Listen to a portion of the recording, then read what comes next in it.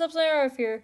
This video is kind of like another video to my mini-series about mental illnesses / mental disorders and the stigma around them. So in these videos, I give real facts and real information about what the mental disorder or mental illness is, because I know a lot of people will look on social media and they will figure out like information about the mental disorder, and most of the information is not credible.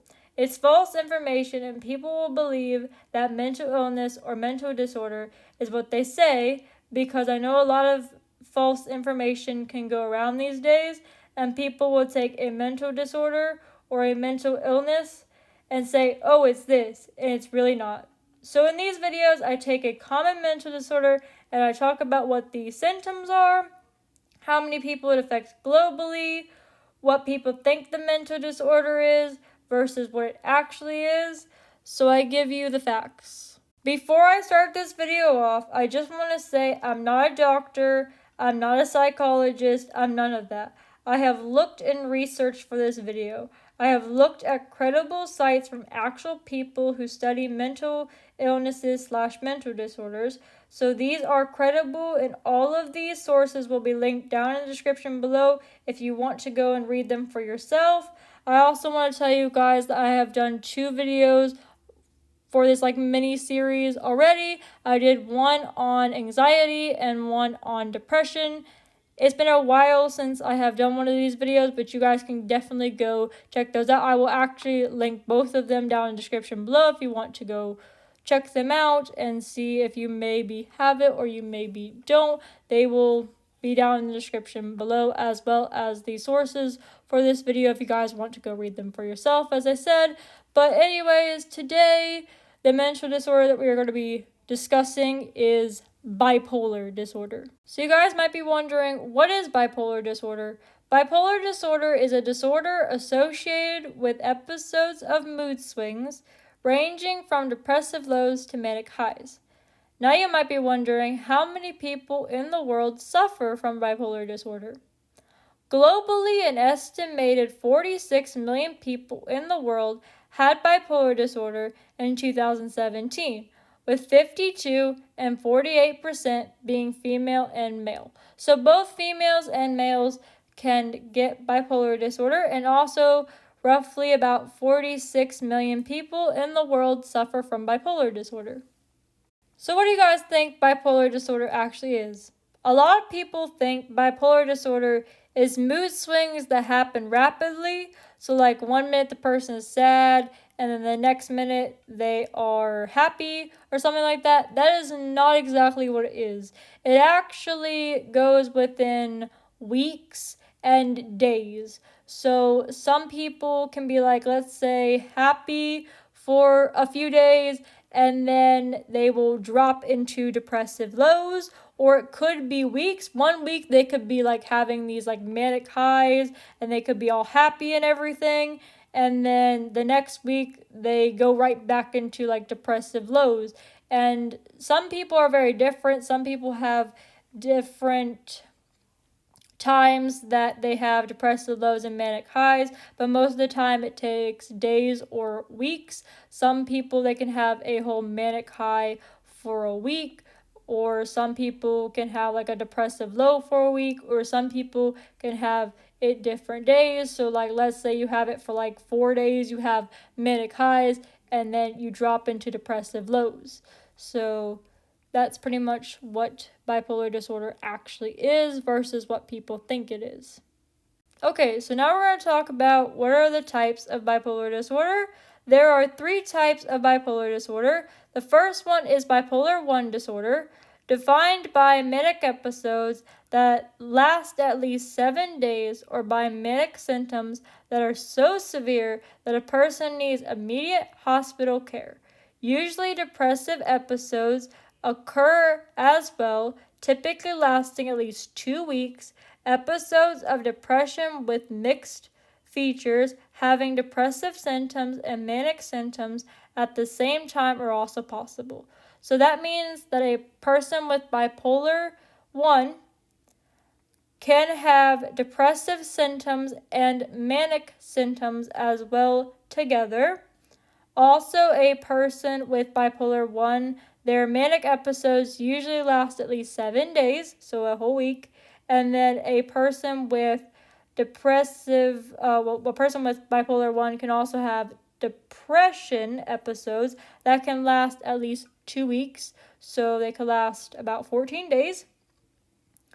Or they could be shorter than that. And also, sometimes if a person has bipolar 1 and they have very, very severe symptoms, they may need immediate hospital care, which means that they will stay in the hospital until the hospital feels like they are ready to go home, because sometimes the manic symptoms will be so severe that they will need hospital care. Not everybody will, but sometimes people with bipolar 1, especially with any mental disorder, have more severe symptoms, so sometimes they need care from professionals like hospital people and stuff like that. Okay, so the next one is bipolar 2 disorder, defined by a pattern of depressive episodes and hypomanic episodes, but not a full-blown manic episodes, that are typical of bipolar 1 disorder. Also, bipolar disorder 2, which is predominated by depressive episodes, also appears to be more common in women than men. Okay, so what this means is that a person with bipolar 2 will not have a full-blown manic episode like a person with bipolar 1. So this means that their manic episode could last anywhere between like maybe 4 or 5 days, maybe less, maybe a little bit more, but it will never be the exact like 7 days that a person with bipolar disorder 1 will have. Also, bipolar disorder is mostly found in women. It's very commonly found in women than men, but it does not mean that a man cannot be diagnosed with bipolar disorder 2. It just means that a lot of studies they have done, they have found it more commonly in women. And a lot of the credible sites and credible sources that I was looking at did say that it was more commonly found in women than men, but it does not mean that men can't get bipolar disorder too. It's just more commonly found in women. So the next one is cytothymic disorder, defined by periods of hypomanic symptoms as well as periods of depressive symptoms lasting for at least 2 years, 1 year in children and adolescents. However, the symptoms do not meet the diagnostic requirement for a hypomanic episode or depressive episode, which means that with this one, you can have hypomanic symptoms as well as depressive symptoms for at least 2 years. It is 1 year, which is found in children and adolescents or teens. And with this one, they figured out that the symptoms do not meet the diagnostic requirement for hypomanic episodes and depressive episodes. So this one is not very commonly found in people. They usually find like bipolar 1 or bipolar 2 in people, but this has been found in some people, but it does not meet the diagnostic requirements because, as I said, with bipolar 1, you usually have depressive episodes for 2 weeks that last at least 2 weeks, and then a hypermanic episode with bipolar 1 usually lasts about 7 days, and then with bipolar 2 you have like not a full blown manic episode, but you have like a half manic episode and then half bipolar symptoms and episodes and stuff like that. But with this one, it does not meet any of those. It is not anything like that. It actually lasts at least 2 years. So people with hypermanic symptoms and depressive symptoms, it lasts at least 2 years for them. And in children and adolescents, it usually lasts at least 1 year. So now we're going to move on to who does bipolar disorder affect. So bipolar disorder develops or starts during late adolescence, which is teenage years, or early adulthood. Occasionally, bipolar disorder symptoms can appear in children, but in younger children, manic may be interpreted as hyperactive or impulsivity of ADHD.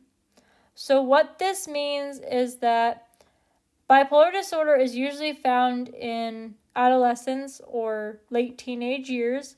Some people can find it in a little bit of early teenage years, and a lot of times they also do find it in early adulthood as well. But the problem with younger children is that sometimes when they try to figure out if younger children have bipolar disorder, it gets mistaken as hyperactive or impulsivity of ADHD. So this means that with younger children, sometimes they mistake the impulsivity and the hyperactive as ADHD when the person doesn't have ADHD or any, like, they don't have all the symptoms of ADHD, or they don't have, it's just the hyperactive. When people see the hyperactive, they think immediately it's ADHD because the H in ADHD means hyperactive. So they think since the person has impulsivity and hyperactive, they think it is not bipolar disorder, which could actually affect a person when they don't know. But it's really hard to find in younger children because younger children could, like, people could think, oh, well, this is bipolar disorder, and the person actually has ADHD, or they could think the person has ADHD and it's actually bipolar disorder. It's just really hard to figure out in young children.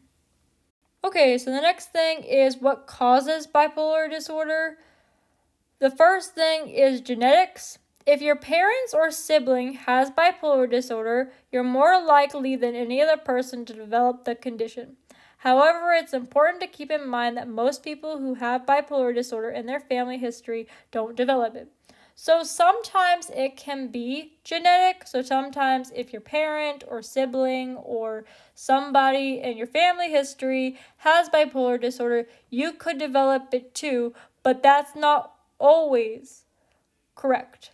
Not everybody in your family, like let's say your brother has bipolar disorder, and then you are born and you don't have bipolar disorder. That is okay, because sometimes it can be genetic. Sometimes your great uncle could have had bipolar disorder, and then down the line you develop bipolar disorder. But it's not always genetic, but it can be. The next one is your brain. Your brain structure may impact your risk for the disease.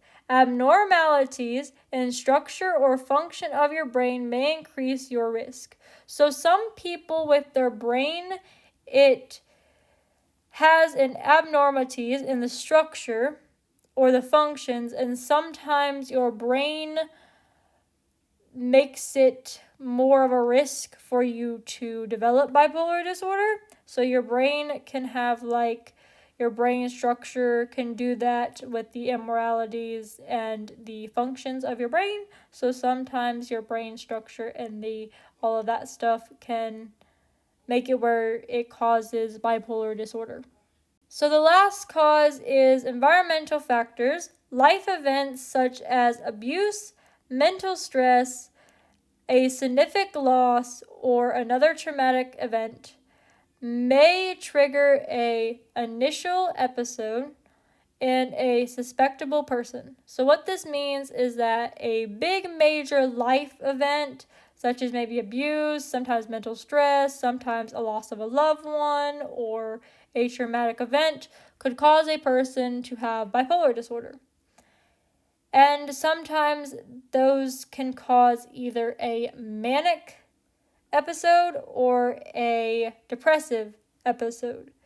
Either one, it's going to cause either a manic episode or a depressive episode, and sometimes those things can definitely cause bipolar disorder to someone.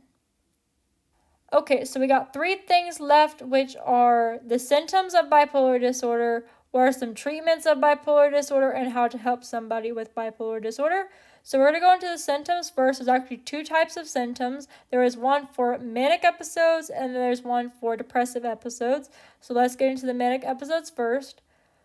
Being very happy, acting out or misbehaving, taking part in risky behaviors, having trouble sleeping but not showing signs of fatigue or being tired, having a very short temper.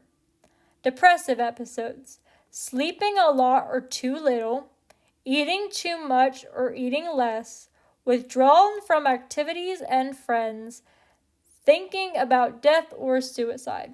So if you are experiencing any of these symptoms, you should definitely go talk to a parent or a guardian or whoever you live with to see if they can take you to a therapist or a doctor and see if you may have bipolar disorder.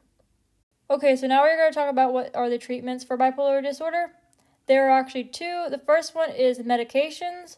Medications generally used to treat bipolar disorder include mood stabilizers and second-generation antipsychotics. Treatment plans may also include medications that target sleep or anxiety.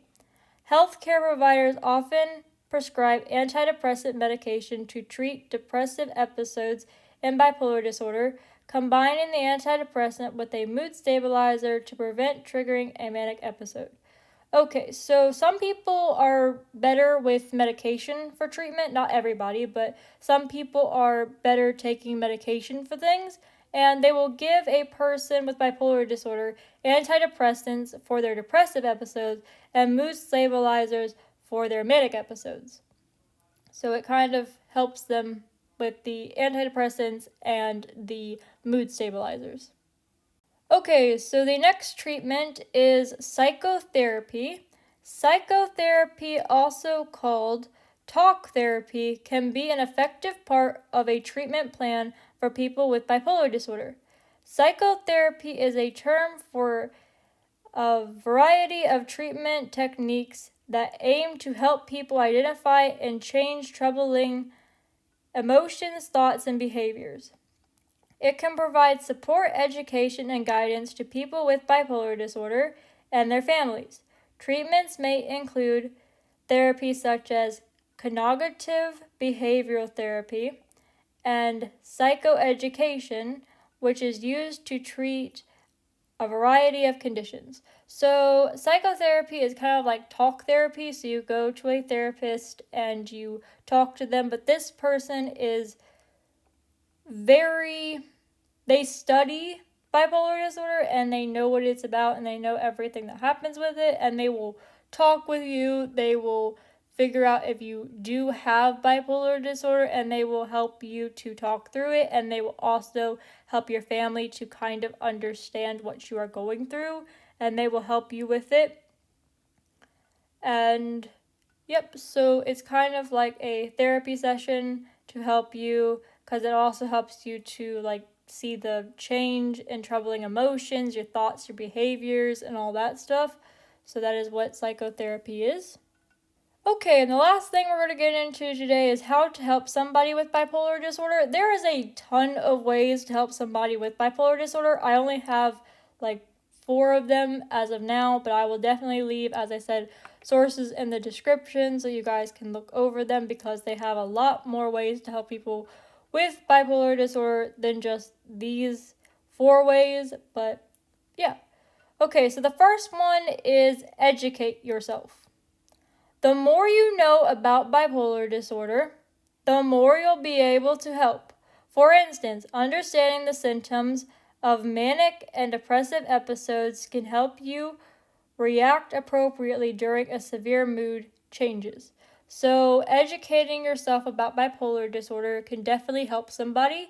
And also with any of these things, you can help anybody you know with bipolar disorder, family member, friend, sibling, anybody. You can definitely help anybody with educating yourself about it. So if you educate yourself about, oh, well, these are the manic symptoms, these are the depressive symptoms, this is how I'm supposed to act during all of these things so that you can help them. The next one is listen. You don't always need to provide answers or advice to be helpful. In fact, simply being a good listener is one of the best things you can do for someone with bipolar disorder, especially when they want to talk to you about the challenges they're facing. Yes, listen.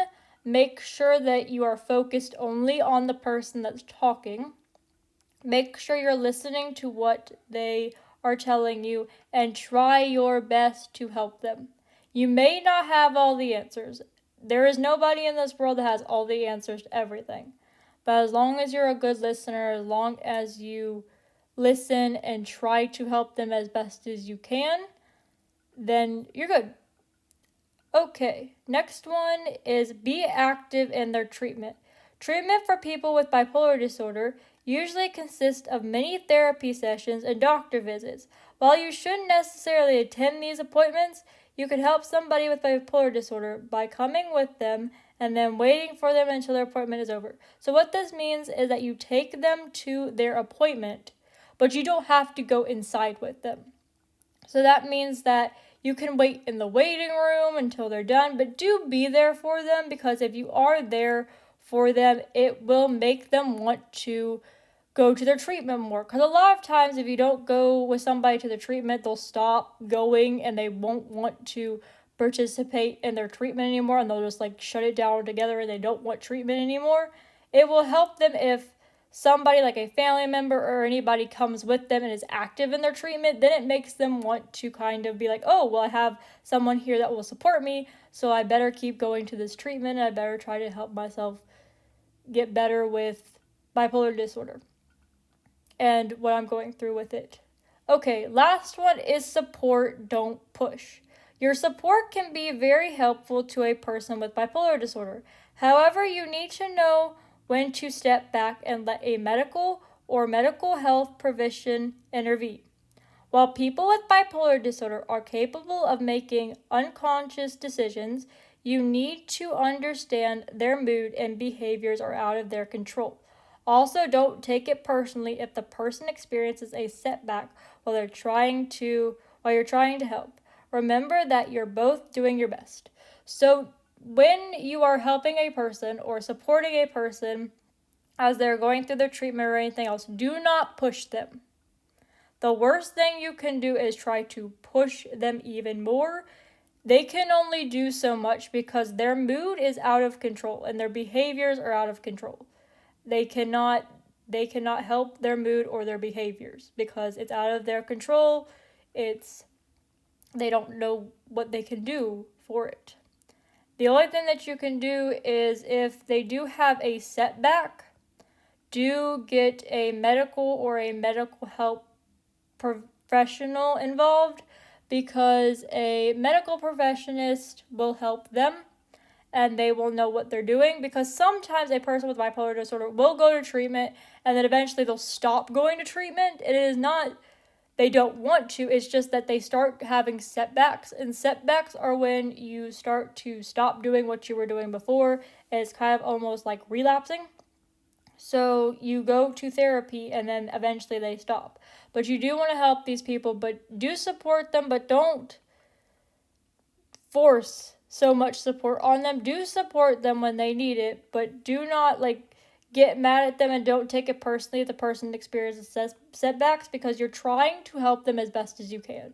You both can only do so much for each other till you will need a mental health professional or some kind of person in the medical field that knows what they're doing with bipolar disorder, because it's just some people can only do their best, because we're only humans and we can only do our best. Okay, so that's all for this video. I hope you guys enjoyed learning about bipolar disorder. I also hope that this helped you learn a bit more about bipolar disorder and how somebody struggles with it. I am a very big advocate for mental health and mental illnesses, and this is why I do these videos. And also I do these videos to let people know that they're not alone in their struggles. I know that it can be really hard to battle a mental disorder or a mental illness, because as myself, I struggle with anxiety, and it's not very easy to go with, but I just wanted to let people know that you are not alone in your fight. There is other people out there that are struggling with the same mental illness that you are, and you are not the only one. I just want to let people know that, because in this day and age, especially what the world is and stuff, and still some things are the travel bans, and some people, they just can't leave their house because they also don't want to get what is the pandemic and everything that's still going on. But I just want to let you guys know that you are not alone. in the fight, there is other people out there that are fighting the same battle as you are, and they're trying to get by every day. Just keep pushing forward. Try your best to live every day. It's going to be okay. It's going to be hard, but continue to move forward because you will get there. So that is all for this video. I hope you guys enjoyed it. If you guys do want to, as I said, read any of the sources for yourself down below, I will put them all in the description. You guys can read them for yourself. As well as I said that there is more ways that you could help somebody than 4 ways, because I would have read the entire list of them, but we'd be here for an hour. So I decided that I will put a link for that in the description below as well if you want to read how to help somebody as well with bipolar disorder if all 4 of those things don't work for you. And also, if you would just like to figure out other ways to help people with bipolar disorder, I will put the list down below in the description, like a link, and then you can click on it and it should tell you. But that is all for this video. I hope you guys enjoyed it. I hope this will help somebody. I hope that you guys can watch this, and if you are struggling with bipolar disorder or you think that you might have it, please do talk to a guardian, a parent, anybody that you live with, or anybody that can help you to get the treatment that you need and everything that you need. So that is all for this video, and I will see you, werewolves, in the next video. Please don't forget to rate, comment, and subscribe into the Werewolf Pack, and I will see you, werewolves, in the next video. Stay strong, werewolves. Arrgh!